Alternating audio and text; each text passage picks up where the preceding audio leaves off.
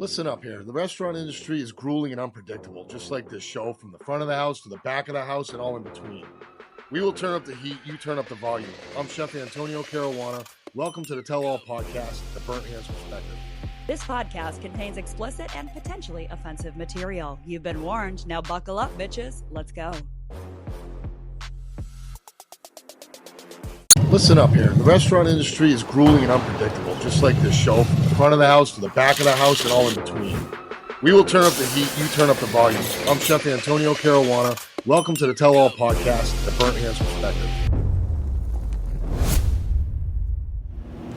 3, 2, 1, go. 3, 2, 1, go. Fall of the Chain Restaurant is the We name of want this to talk episode. about it. This is something. This is the Fall of the Chain Restaurant. Well, you've seen it in the news lately. People are, we see all these restaurants closing, and not just chains, but we're going to focus specifically on kind of the chain restaurant model and why it's failing right now. Yeah, big time. So if you look back, I remember being young. I mean, I'm 51 now. So looking back 20 years ago. Way back. Way back in the day. So we're talking about way back in the day. We used to ride horses to these places. And what happened is, if you remember back when TGIF started, that place was all the rage. Olive Garden, Bennigan's, Chili's, Applebee's was huge. Everything was Applebee's. We had Big Boy. Big Boy was Midwest. Okay, I had a Big Boy. That was the fanciest restaurant where I grew up. Up north, they have 99. So the bottom line is what we're getting at is all these chain restaurants, ground round, where you used to pay what you weigh as a kid. These places were pumping, right? And that goes into all different genres too. You Italian places, Mexican places. It was all based around this chain thing. And it was typically one big restaurant group who would own it. They turned it into a friggin' just a complete business, right? So now here we are, and you're starting to see these places fade away. Mm-hmm. Red Lobster's going through a huge problem. Even fast food places, Wendy's, all these places that became basically corporations. Well, they were systemized. They're a business. They weren't really a restaurant anymore. I don't know if that makes sense. They're more of a business. No, it was definitely, it took... Or corporate model. Right, and at the beginning, everything started with the best intentions, right? Mm-hmm. So somebody had a great restaurant concept at the beginning of all this. Yeah. Red Lobster at the beginning was a really good restaurant once, right? It had to have been to create a franchise. Yep. And then your next one, and next one. So it was okay when you had 10 of them to maintain that, right? Somebody would buy quality control. Yeah, well, somebody would buy into the franchise. That person had this dream of being a restaurateur. And with that being said, they would be able to have some sort of pride, right? However, once you had 20 of them, 40 of them, 50 of them, 60 of them, hundreds, now consistency becomes an issue. Yeah. Everybody wants consistency, and that's what happened. The blue-collar layman, when it comes to food eating, the layman, when it comes to that, they want consistency. They want to be able to take their $20, get the 2-for-1 deal, make sure the steak is perfectly done medium. Every time. Every time. The potato is done loaded the way they want, whatever it may be, right? Everybody wanted that. Yep. So they put the fancy stuff everywhere, the music, the flair, the flash.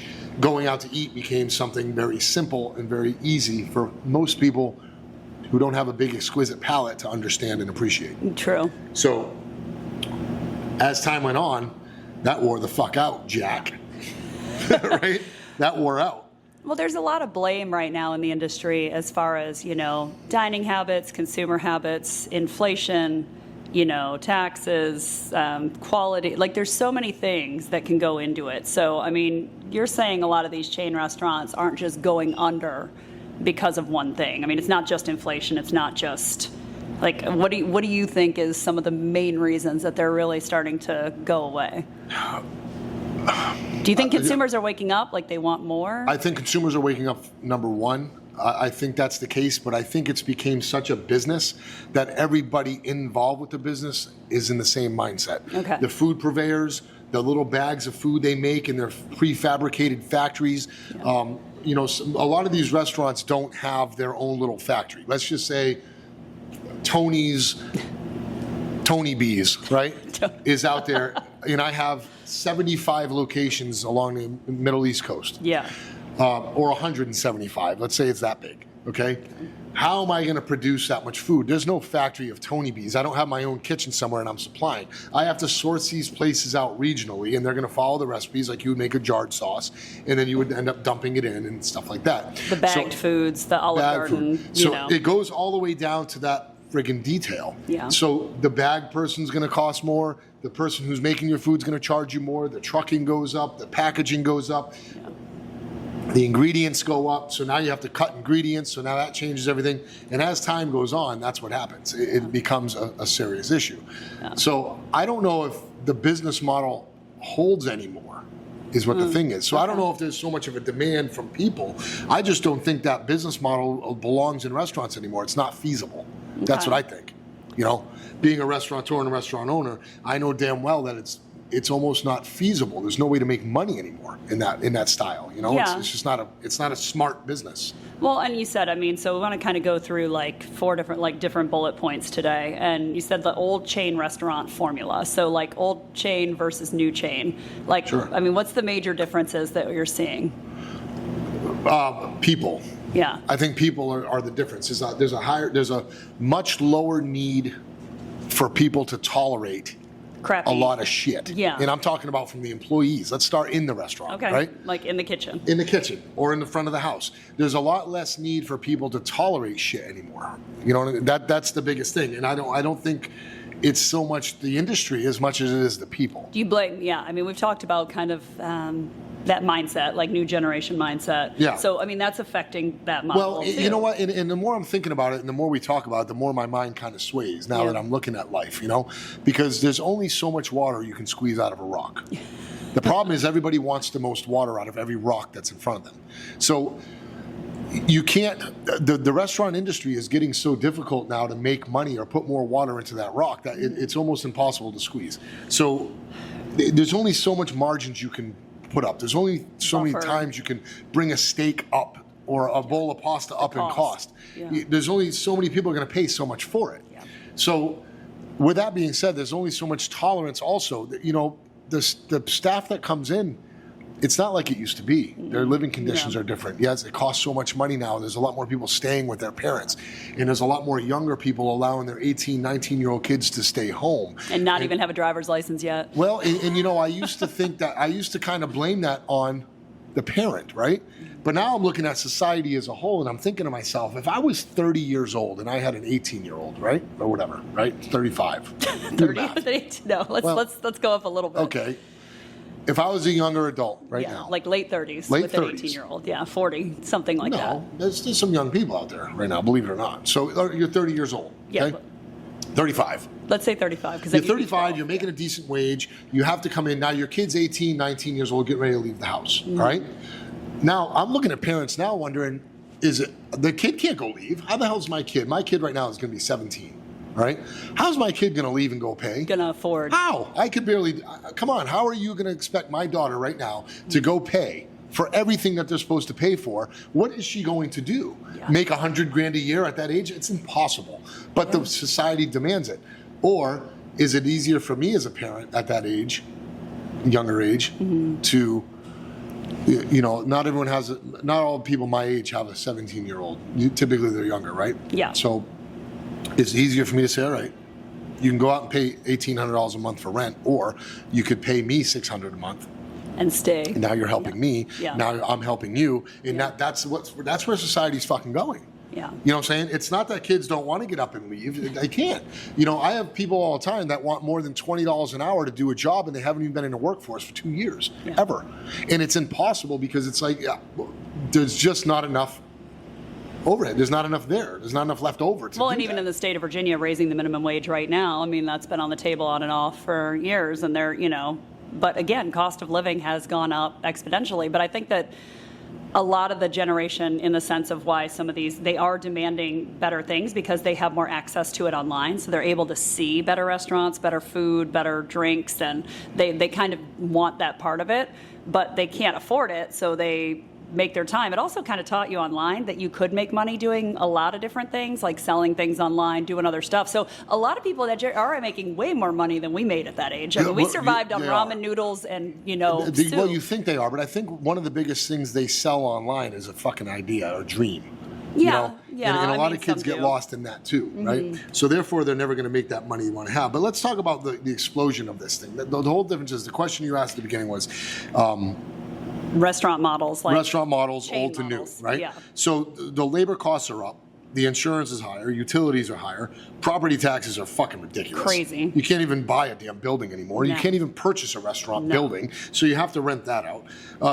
Delivery apps take 20 to 30% of your sale if you let them, right? They do. Credit card fees have to go on the customer now. It's not even a matter of, a lot of people be like, why is a credit card fee? Why am Because I I'm not paying paying this for you to use your card. Yeah. We're talking about 4%. It's crazy. Thousands and thousands of dollars, $10,000 a month that we're paying Just out of in our fees pocket for you to pay use your credit you. card. Yeah. And it's not even feasible. It's not that we don't want to, but we're losing. The cost has to go somewhere. The cost has to go somewhere, and if you want to use a card, it needs to go to you, right? Back in the day, at 1% or 0.2%, it didn't matter to the restaurant. They just stroke a check and thanks for the convenience. And a lot of restaurants, I mean, you get a cash discount now, so I don't know if a lot of chain restaurants are doing that too, or Right. they're just sucking it up and paying it with these lower prices. Right. So what it is with these big chains, right? The reason why they're falling is because it was quantity. Yeah. Their margins were small, but they were doing so much of it that it was volume, beneficial. okay. And then they would spread the cost or loss amongst all the different places. They had more places to even it Right. out. So it was it was a matter of percentages. Okay. So when your percentages start falling below a sensible friggin' business, then you have to shut it down. It's obvious, right? So And your you other start, restaurants are giving you cash flow that the other ones aren't, so you... correct. you- Then you start with the weaker ones go. So we're going to shut down these places and these locations. We're going to shut down that. Fine. Now you're left with a smaller group. Now you're going to see that now there's less quantity.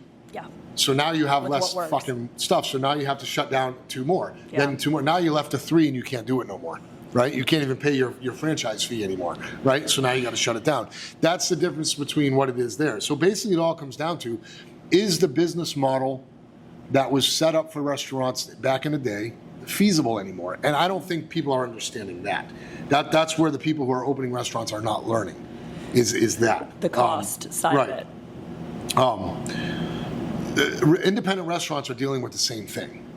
Okay? Yes. The difference is, though, we can regulate better because we don't have corporate thumbprint. We don't have a corporate person telling us what to do. Our standard operating procedure can change daily. If it has to accommodate, right? You have room to pivot. Like you Yeah. don't, you don't have to go through the red tape, and you don't have to stick to whatever is being shipped or delays or those type of things. I mean, you guys can pivot. If you need to go pick some vegetables, you can go get some damn vegetables, like that kind of stuff. So that's why I think that the chain restaurants are struggling, because they have set up a foundation based on one system, and when that system is now failing, Yeah. there's nothing they can do because that system has already have a price tag on it. All their fucking buying power, all their things have a price tag on it. So now when all these corporations, all these chain restaurants, they go to their purveyors, whether it be Cisco or PFG or whatever these big ones are, these buying houses, right? Yeah. So you have buying power. Take away your locations, down goes your buying power. Means the fucking prices go back up. It's a vicious cycle. And I don't know who the fuck's going to win in the end of it, to be honest. Nobody. I mean, economy in general, I mean, we know it's a cycle, and it is secular. And if you look back over the past 20, 30 years, I mean, you can see the trends, and nothing stays the same for long, but prices consistently go up, and that's something everybody have to fucking deal with. There's nothing you can do about that. But I mean, when you look at the cost of their, systems, also you've trained your consumer to expect two meals for $20 or cheap, easy, fast, kind of quick service type food. So when a chain restaurant raises their prices to like $5, $10, $15, people are like, I'm not paying it. Chain restaurants, without a question, for me, my opinion is chain restaurants ruined restaurants in America. Really? They ruined the dining experience. They ruined chefs. They've ruined everything.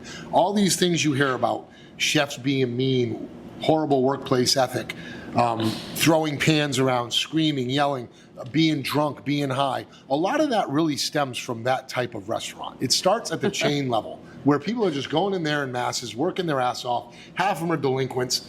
You know what I mean? They're just trying to get by. They're cooking the same thing over and over. They don't even have chef pants on. If they do, they're just tattered. Or they just don't have pants on. They don't have pants on at all. But you know what I mean? The chef, and then what the customer expected out of them is what ruined restaurants, because they're giving shit away. You go to Olive Garden, you get the best thing in there. Everybody will say the best thing in that place is the free shit. Breadsticks. Right? The breadsticks And and Alfredo the salad. sauce. All you can eat pasta, bottomless pasta. Now, people come to my restaurant where it's nothing even close to remote to that. You have to buy the bread because we don't give anything away because we can't. Yeah. Nobody gave me the ingredients. I don't have the buying power. So people come in my restaurants like, why don't we get free bread? Well, you wouldn't get free bread anywhere if you didn't keep going to those chain restaurants that gave it to you to get you in the door. Well, and that's to get the you problem. Full, so you weren't. Right. So you're happy. You left happy. You right? left fat and happy. It was easy for them chain places to buy all the flour to make the bread knots that they stick their garlic butter on and you shoved in your face for free. That was different then. They can't even do that now. That's why they're closing, because they keep demanding it, but they can't tell their customer now you have to pay for it. They won't come back. Yeah. So it was a disaster from the get-go. Like you said, they created that vicious cycle. They created where a you're vicious like, cycle, okay, and you can't get out of it. I mean, it makes sense. And I mean, again, they had more buying power commercially with space, having restaurants, I mean, again, working with leasing companies like national leasing companies to find spots that they could put them in cheaper. And Yeah. they just had more power to do it. But now, I don't know. I mean, I think it's the good and the bad of like kids, we have kids that are teenagers. They have a more experienced palate than we did at that age too. Like they expect good food, like a lot of Yeah. them, and they're less. And again, they've shown those studies recently on less drinking of that generation. Right. Like they're not consuming as much alcohol. Where we were like shit faced 6 nights a We week. didn't have nothing else to do. Yeah, You know what I mean? they're just online. They're entertained. They don't have to They go can be out social. and do things. Yeah, They can be social online. without physical connection. Yeah. They can be social sitting in front of their TV. Yeah. Whereas in their computer or their screen. Like you said, we had to be social. We had to go out. So you had to go out to dinner first. You had to get your buzz on. Yep. You had to go out and be, you didn't show up to the club until 11. You got home. Stumbled and home. then after all that bullshit, you got home at 3 You and ate ordered again, a pizza. And then you ate again. Yeah, you ordered a pizza. Or So you go to a everyone- restaurant. Right. It was just going on and on and on. So food and drink is just not the way it used to be. Period. The good news is, okay, fuck the chain restaurants. I don't like them. I have no business for them. I think they've destroyed the culinary scenes for a long time, and they're starting to fade away. The food is garbage. They promote garbage. They are the biggest reason why we have a lot of the GMOs and all the crap we have is because we need to mass produce it so fast to keep Yeah. up with these fucking chains I agree. and everything else. So to me, the chain restaurants going away isn't going to hurt my feelings whatsoever. It's also going to open up the door for some of these people who were good in the chains. You have really good chain restaurant purveyors, or what do you call them? The proprietors, right? Proprietors. So when they break it down to local. Let's face it. If you own an Outback Steakhouse, right, you're not stupid. You're not dumb. I mean, the food is there. I mean, you understand steak, you understand meat, you understand quality, you understand the technical stuff, the money, the finances, all that stuff. You understand the banking, you get it. So you have skill. Now, take them Outback Steakhouses away, and that person is left with somewhere having to go. They just don't realize that if they went to a restaurant where it was owned by a chef-driven, someone going for awards, they could be a huge asset on that team. See, remove the manager fucking or- problem, okay, and those or- people have nowhere else to go but to chef-driven Yeah. or restaurateur-owned, operated restaurants where they can now become something and part of a team they never even knew existed. So that would open up the doors for all of us smaller, individual, independent restaurateurs, because it opens up the committee, man. It lets them in. Being a kitchen manager for a very high turnover restaurant, whether it's chain, fast food or not, it doesn't matter. Fast food, not so much. But if it's a chain restaurant, right, you still have a capacity of understanding and level and ticket times and all that shit. Imagine taking one of them people and grooming them in an independently owned restaurant. They've already dealt with all the nonsense. Now they're coming here and actually honing in. They That's can crazy. turn and burn, and they operate at a different capacity because they have to. Correct. I mean, that's any job that you do. If you're in a high-paced, that kind of environment, going back into a more controlled, organic environment, you still have those skills. And Right. a lot of those managers, and the proprietors in general, I don't think a lot of people realize that, like a lot of those chains, it is locally run, even though it is a national chain. So a lot Sure. of people, like we supported our friends that were Yeah, of these exactly. local places, but they ran it like it was their own place. I Correct. mean, they had standards and they had the buying power, but they still ran it like it was, they had regulars. They said hi to everybody. So they have the skill. Yeah. I mean, if they could come into more and support more like independently owned, I think that would elevate what has been trying to happen in the past few years with the industry. I think so. And, it's the biggest thing that happened with chain restaurants, like I said before, all of them started with great intentions. Somebody had to sell an idea to somebody. So whether it be a higher end legal seafood or a yard house, whatever it may be, these big chains, right? They had to sell the concept to somebody, and somebody had to finance this idea of a franchise. The problem they can never do is replicate authenticity. Yeah. That's the problem. That's where they all go wrong. And right now, authenticity is at an all-time low. On most things, not even just food or restaurants. We're talking about most things. Businesses. Authenticity is a dying breed, right? Not for long. I think it's coming back. Well, I think we talk, you want to talk about like kind of the experience economy and how it's shifting for people who now are spending more money because, again, they're connecting online all the time. They're not doing interpersonal, like interactions as much. But when they do, they want them to be meaningful. So they're a little more direct in how they want to spend time with people, like trips, experiences, spending more money on food and nicer restaurants. So, I mean, I've seen it shifting. I mean, I've seen it in our own kids, like their culture, like where they're really like, they're not afraid to spend the money. Right, and that's exactly right. But here's why. Here's another reason why, too. A lot of people don't think of this. And another reason why the chains are falling is because one thing they always had over somebody like me was fucking money. So they could burn us out by advertising, reaching the masses, being on friggin' NFL halftime shows as advertising. All these things where they just keep pumping their image and name into your soul. Whether you like their food or not, you just had that. Now, I can do the same fucking thing because my reach right now is more than most because of social media, AI, all these things that are now free for us. Whereas before it was a huge thing for them. You take that out of the picture, now they only have to rely on one thing. It's not an image anymore, now it's quality. So people are going there, now they have a choice. I'm reminded every day that Luce Secondo is wide open tonight. Or I'm driving down the highway and I see Texas Roadhouse signs everywhere. Now I'm getting the same exposure. Which one looks better? Right? So now I'm on my phone all day and I keep seeing these private chefs come up or these individual restaurants. You don't see the chains flying through. You don't. Not as much, but I mean, and it depends. I mean, you're looking at targeted demographics too. So you're looking at demographics that vary vastly on the type of restaurant that you're going to. So I think those restaurants, like we said, you just said it, with advertising and AI, they have to pivot in a sense of targeting the demographics that want to go there. And you don't want the same demographics because private and independent restaurants want people who are truer consumers, like they're loyal, they come back, they spend money. Those are two different breeds online. So can they still outspend you in ad sets? Yes, because they can run 50 ads running A/B testing on 10 different levels on 6 different platforms and be managing all of this like somewhat with AI at this point. So they're going to be faster than you. But you have the people, that's not the people you want. So I do think that it's split in online, like as far as socioeconomic status too, where people aren't going to be coming in as much. But I mean, we see it all the time when we're looking at different ad sets and testing stuff, and they still can outspend you in advertising. But now people really want true UGC, like UCG, like where they just want people to actually tell them it's good, and they want quality and consistency. And they want to go there and it's good. And so what the difference is now is if I start advertising on the same platform as them, they come into my place, right? And what I can do is replicate what I'm advertising. The other people can't. They can't. They're using the same power, but they don't have the same thing. Right. I've been on food shoots. I can tell you this in Chicago when I did that. You know what they actually, I mean, they're using Windex. Yeah, of course. And they're spraying things. Dawn, and like you can't eat any of the food on set because it's all contaminated with chemical, and that's how they're getting you in there. I mean, it's toothpaste. They're using all you kinds get of it. stuff. It's like this smashed, ugly little burger, and you're like, what the fuck? This looked so good online. It's because it's fake. Like all of it is fake.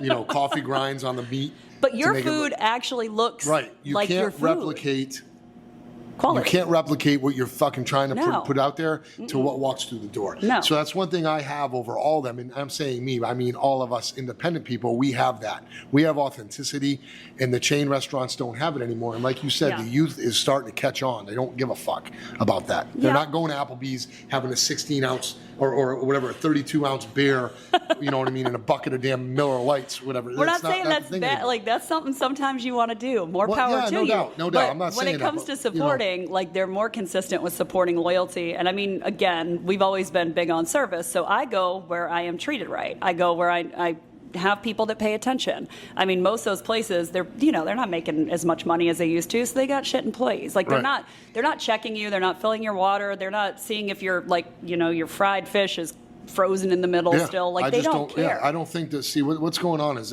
we're getting a shift back to the craft, right? I think so. So we're going back to. These chain restaurants grew out of the craft. They're doing exactly what you said. They're trashing their way through the damn day, right? And people are catching on, so the dining rooms are less full. They're less full. They're less full. They're less full. People would go to Applebee's before a movie. Well, guess what happens when there's no more movie theater because no one goes to movies anymore? And there's they are no closing. more reason to There's go there. So many movie theaters closed. So all that level of genre type of date night no longer exists, right?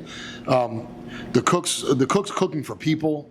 That's coming back slowly. Hospitality, that's coming back. Technique, definitely coming back. As you see on every just scroll through Instagram and everyone's trying to sell you their technique. Everybody wants to be a chef, and that's fine. That's great. Seasonality, so seasonable product or what's indigenous to your region is more important now. So if you have a chain restaurant in this area, Cracker Barrel doesn't work so good up north because north people eat northern food. So it's a fun concept. But you only go there once in a while, whereas down south they go all the time because it's their style. That's their style of food. Do you think, with that, do you think some of those chains they're continuing to scale back now? Do you think they'll scale to where they originally started, kind of like where they came from? I don't think they can afford to. Really? I think the people who own those chains and the people who are invested in them, in the stocks and all the open market and all that stuff, wouldn't allow it. They would probably just rather buy it out and see it go away and move on with something else. Yeah. I think the finances behind it all won't allow it. The passion doesn't exist anymore enough to outweigh the finances. I don't think you're going to find one guy who's willing to save it all. You know what I'm saying? That guy's not there anymore. So the founder of KFC is not around anymore. So the corporation is involved with the money. They don't give a fuck about the food. Yeah. Right? So all the people who started this nonsense are no longer around. Now we're left with the corporate mindset. It's a board of directors. Yeah, it's not a person anymore. The financials, go to any one of these corporation things, you're going to see a guideline of every fucking 7 ways to save money, cut spending, cut this, cut that, but they're not even cutting a fucking onion. Right? It's coming out of a bag. So that's the problem. So unless they're going to go back to chef-driven ideology or a clean kitchen type of mindset, they're going to fade away. Everyone. I think you're going to watch them all just fade away. Okay. Well, let's talk about what it means for chefs then. So with the shift, if it's going back to chef-driven and maybe owner-operated or giving people more things, like what do you think for chefs in general, what do you think is going to happen in the next couple of years? I think you're going to see a lot. There's going to be I have two versions of this story. So one of them is the version I know and understand, and that's my work ethic and what it takes to do what I do. I think if those people are around, you're going to see a lot more opportunity and a lot more things pop up.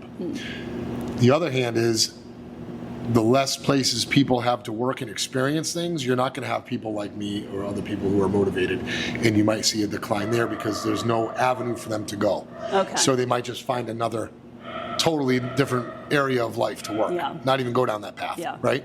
So I think what the best part is for chains going down, people who are invested in the restaurant industry like myself and other chefs or restaurateurs who own restaurants, it's going to be really beneficial to them. Because I'm starting to see it. People are getting pissed off when they're going now because of the pricing.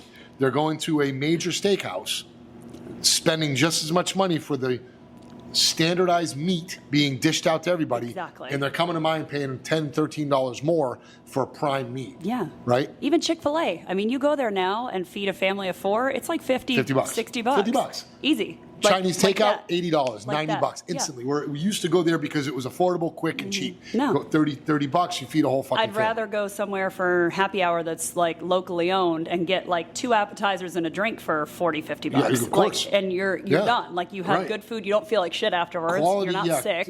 No one's charging anymore for the quality. We're charging for the ingredients, right? So that's actually a good way to put it. Because I put my stuff together properly, I'm not going to charge you more for that.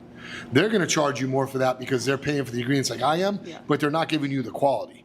They're just going off, well, it's 30%. This is what we need to make. That's the American standard. Well, you know what? 90% of that needs to be quality, asshole. You know what I mean? Not just the money.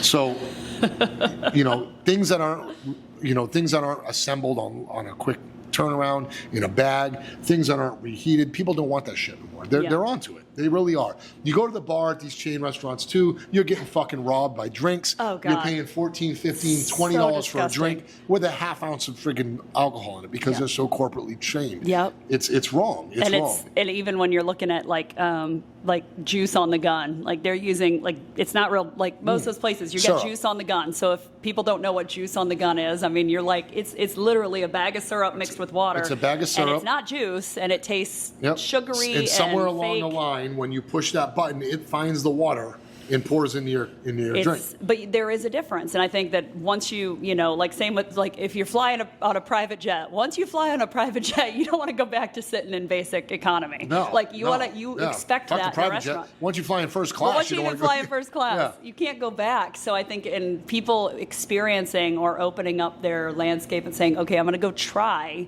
like just try a locally owned place a couple times a week versus going somewhere else, then your palate, and then you're like, I can't do this anymore. Right. Like it's gross. You feel shitty afterwards because of all the GMOs and all the shit in the food. Right, and there's no way around it. No, the but they have chain to do that to make it. restaurants are tied. They're trapped. Yeah. They are locked in, and there's no way out because everything, the whole food industry from the purveyor all the way up has made a living off of them. Yep. They're the big guy. They're the money pot. They're the honey hole. So are you going to go, is your rep going to go worry about the one little restaurant down the street who's bringing in a minor percentage compared to when even this restaurant's gone and starting to lose out? Remember when Golden Corral was hot? You had 10 of them in your city. They're gone now. Think about how huge of a fucking, that was a cafeteria on steroids. Yeah. And trucks would be in and out of that place. That's a huge account Daily. for reps, a huge account for the purveyors. And your little chef guy got the shit over here as far as service. Now that's flipping.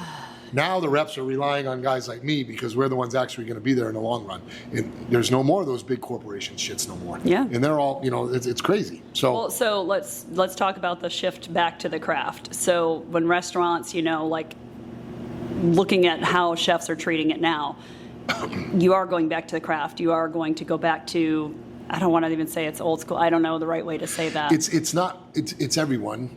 I've never left it. Yeah, you stayed in it. And most independent owners stayed in it. We stayed in it. So there was no corporate mindset, or there was no corporate opportunity for us anyway. Yeah, you wouldn't fit in there. We had to literally. I'm up against it all the time. The only thing I can ever get for 100% guarantee is less profit. Every year that passes is less profit. That's the only thing I can guarantee. We're not getting richer, it's getting less, okay? Because we still have the same amount of tables, the same amount of seats, the same amount of customers, hopefully. And if you're doing everything right and perfect all the time, you're gonna consistently have that same flow. Yeah. But the prices keep going up. So if I'm doing my job every day here, the way I do it, and the way my staff and my team does it, right? We're going to be full out of capacity every fucking night that we can be for what that night calls. Everything's perfect and beautiful. So therefore, the only thing I'm left with is less profit every year. There's no way to get more. Unless I put more tables outside or on the roof or something else, there's no way for me to make more. Raise your prices to a point where people aren't going to pay them. So the only guarantee for me as an independent restaurant owner is to make less profit because the world around me keeps fucking soaking to the point where we can't even sell fucking food no more. People are going to have to come out some point in time and spend $100 per person on food. And it's not going to be our fault because we still just need to operate in our margins. Yeah. We can't make no more profit. The profit days are done. You know what I'm saying? It's just done. Now we're getting by. Yes, you want to make a profit, but we cannot show gains anymore. It's hard. Yeah. When the world around you is costing more than you are allowed to make, your gains go away. So even if you had a more profitable year on paper, with sales, you break that down to what it took to make that, you're fucking right back to square one. Still, percentages are percentages. Now the chains are feeling that even heavier because they were, what I said at the beginning, they were making all that money off of quantity. So that quantity starts shrinking, now you're fucked, right? They don't have any way, and they can't get people in unless they actually go lower on pricing because that's what they've taught their consumer to want cheap food. And they're the reason why the prices are so fucking high. You know what I'm saying? Because without that, it wouldn't have been that way. They're making deals with these purveyors so they could be sole owners of this one ingredient, and now they put a cap on it, and now we're all screwed. And you guys have to pay more for something similar or different. You can't get the same thing as them. Yeah. Okay. Or they put their name on it, we can't even get it anymore, some instances. You know what I'm saying? So we have to go to smaller purveyors, it costs more money. I get my lamb from Colorado from a certain farmer who works just for me and a couple other restaurants, and it's amazing. But it costs me, that is my lowest. There is no margin there for error. You have no profit. I have zero margin for error. Meaning, if I get 12 racks and one of them fail, my profit's gone. That's how tight the margin is. So you send back one, you don't like it. You send back two, you didn't like it. That's now we're in the hole. That's how tight that margin is. It's costing you money to serve it now. The only reason we have it is because so many people want it, and if they want to come in your restaurant, it's one of my favorites, so I'm not going to say anything. But it's the least margin thing. So that's just an example of the many things. I get Wagyu beef. That's how I make my meatballs. People are like, are you crazy? No, I'm not. You're crazy for not using it because it's only a couple dollars more now a pound. So I'd rather give the couple more dollars in quality while you're trying to save $2 on a minor fucking quantity. You see what I mean? So that's the difference. So it's to the point now where some of the higher end products are now being matched by the low shit is coming up. So it's working out for me. Like I said, I know. Chains can go away. Chains. So do you think the chains, I mean, this is, how quickly do you think that will decline with chains? It has. It's it's already happened, but I mean, how fast now, what do you mean by that declined? Are you talking about all of them being gone or just a few left? Yeah, I mean, there's always going to be some because there is a demand for it from people. I think in the next 5 years, you're going to see all the chains that you're used to seeing growing up and being comfortable with are going to be gone. They're going to be gone. They're going to be replaced. Yeah. There won't be as many coming back, but they'll be replaced with people who realized it and figured it out. Newer concepts, newer people with understanding, younger generations who have a franchise background are coming in with a new idea and reinventing it. It's like go back to the drawing board. Going back to the drawing board. Yeah. And now let's say you have them. You got Bubba's 33, right? That's the name of the place. Okay. Good spot. They have it figured out. Yard House. They're figuring it out. These are the new places that are coming back. Their menus are bigger. They're more fresh. They're more. They're a lot more. You're seeing the ingredients being used multiple times in different ways. More food and drink driven in the sense of quality. A little better than most. Yeah. There's a lot more freshness. There's a little bit of fresh tuna. There's a lot more. You're going to need a little more technical hands on the product now, and that's what's going to be replaced. Doesn't mean it's going to be cheaper or a lot of them, but you're going to see a lot of the old models going away, being replaced with new models. And it could even be the same companies undercover. But that's the only way it's going to work. But they have to kind of reinvent it. I think you're going to see a lot of fast food chains going away too, which I hate to say. But, there's only a couple of them that could really withstand because they have their business model was based on real estate and everything else. Yeah. But right now, you're going to see a lot of them. Wendy's, these places are going to start chipping off because kids and people aren't eating it. It's just not healthy. Yeah, they're like I said, online, access to being online has its good and bad things with it because, the one good thing is that people are more savvy on what they're putting into their body or they're focused on longevity or a little bit more on their health. Not everybody, but it is a growing percentage. I think more people now are talking about food and ingredients and pesticides and all the crap more than we ever did. And it's been in the past, 5 to 10 years, we've seen a lot more of that. Yep. So that generation is going to expect, again, the clean farm to table, whatever you want to call it. They're expecting it, even though a lot of it, we've discussed that in an episode before, that's not even true half the time. My projection or my what do you think? My thoughts or my prophecy. Ooh, prophecy. Prophecy is you're going to see a lot of people, I think, in the future still with the franchise mindset, but using it in one locality. Local franchises, meaning if you have an area like Hampton Roads where we have 7 different cities in this whole area, you're going to see one restaurant in each one of those cities, almost like a borough, and that's going to be the end of it. And then that person won't move on, but maybe a franchise group will grab that in an area, they'll put a franchise locally, then they'll move on with a whole nother name concept and franchise that locally. And then they'll go to that region, like where you're from in Michigan up there. Yeah. Find out what's indigenous to what they like. And then they'll locally put franchises more there. Regional franchises instead of what works there might not work all the way on the other side of the coast. You see what I'm saying? Because now you have to get your food from there to there, your concept from there to there. If you work regionally, I think they're going to capitalize on the region, really knock it out of the park, and then they'll move on as a group and start a new franchise in a new So region. shifting more from the franchise mass conglomerate to more of a like restaurant group model. A restaurant group model in essence of location. I think that if I were, maybe I'm giving away ideas here, or maybe I'm giving away my thoughts, but if it was up to me, I would own a restaurant group international or nationally, but you would never know that, Divide. I would divide the groups into regional. I think stuff. some do that. I mean, there's, even in most major cities, like I know in Richmond, there's a group, they own like 13, 14 restaurants. They're all vastly different models. I mean, they have Asian, they have like outdoor picnic, that's a restaurant group that's different. I'm talking about a franchise name. If it was one restaurant, right? And you went into the region, I think you can base it off of the region. So you think of tweaking the menu to fit the area. Okay, gotcha. Because that gives you hometown advantage. It gives people an understanding of where they are, and it gives people a local pride more so than they would if you're trying to figure out what a Baja taco is when you're not from that area. You're just eating it because you're told how to make it.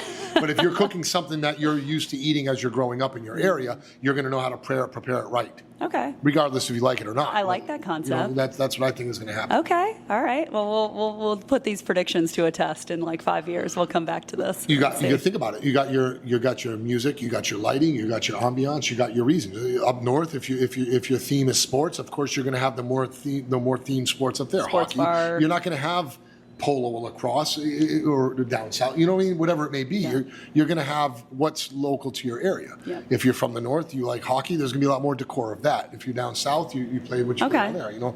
I think the regional franchise, if any, is the only way it's going to work. Okay, so the dying of the chain restaurants. I think so. Yeah. Okay, yeah.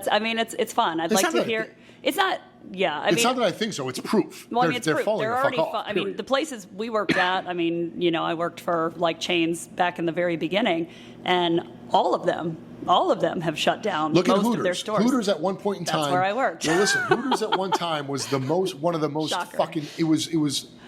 Yeah. Stupid. Oh, right? the amount of money I made when I was there. The amount of money the corporation made. So, I mean, we were a chain here. So locally in Hampton Roads, that was a chain that was owned with the chain here and in New York. So they owned both areas. But it was the same model, same photos inside, same menu. But now you can barely find a Hooters. Well, they closed down. I mean, they've closed down multiple locations here. So, I mean, there's still, you still have 3. Yep. So there's 3 in the area when we used to have, I think it was 6 or so. But going all the way across the nation, that chain is they've falling. all shut down. So they fall. Now you have other places that are making wings. They're just not interested in the tits so much, but the people are over the tits, and now they just want good wings. So now you have a little tiny 900 square foot place where people are going to get wings in a franchise. And you're killing it with wings. And they're killing this big restaurant called Hooters that no longer works. And I mean, it was. So, it is, and that it is a good example because there's so many. I mean, so many changes that happened and so many things that went wrong. And again, just going through all of it, thinking back on it, I'm like, gosh, like those days were very interesting, but it was a totally different world we lived in. It was so different. It was different, and it was a fast-paced. Everything was quick. You go Christmas shopping all day in the mall. You'd stop over here. You go to Pizzeria Uno because it was next to the mall. Sbarro's, right? You eat all this stuff because it was fun. It was part of the experience. Well, no one's going to the fucking mall anymore, so now that fucking whole experience is gone. So now what are they doing? You can't go to the mall. You can't go to the movies. You can't go here. You can't go there because people don't do it, right? They don't do it so much. So now those restaurants that were the anchor of that style of entertainment, now people are going to a restaurant one time. This is the deal. Tonight we're going on a date. We're going to a restaurant. And that's where they're fucking going.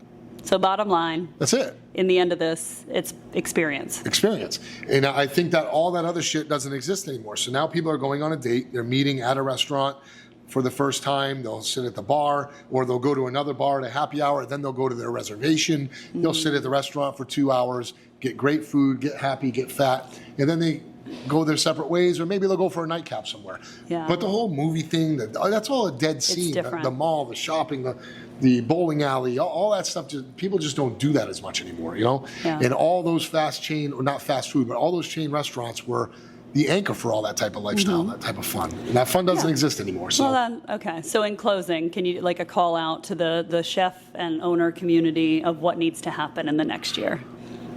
I think you need to start focusing on paying attention to the small independent restaurateur and really focusing on the fact that if that's the only thing that's going to be left, capitalize on it and get in it before it happens. It's happening. Look, people don't want chain restaurants anymore. They don't want the crap food. They don't want the shit. It's all the biggest thing going on right now in the country. Well, one of them is the whole processed food craze. It's over. Chain foods is over, man. So is processed food. So is garbage out of a bag. All that stuff is over. The show is over. People are becoming wise. Yeah. People are becoming more aware, right? Right, cognizant. They're all doing that. Yeah. And if you get ahead of it now as a chef, pay attention to the ones who are successful now while it's happening, because they're the ones you want to be like when it's your turn. And it's going to be our turn again. That's it. I think the chain restaurants are fucking doomed. Cheers to that. All right. Cheers to that, my water. Cheers. Agua. See. Cheers. All right. See you later. Thanks, guys. Ciao. Ciao for now.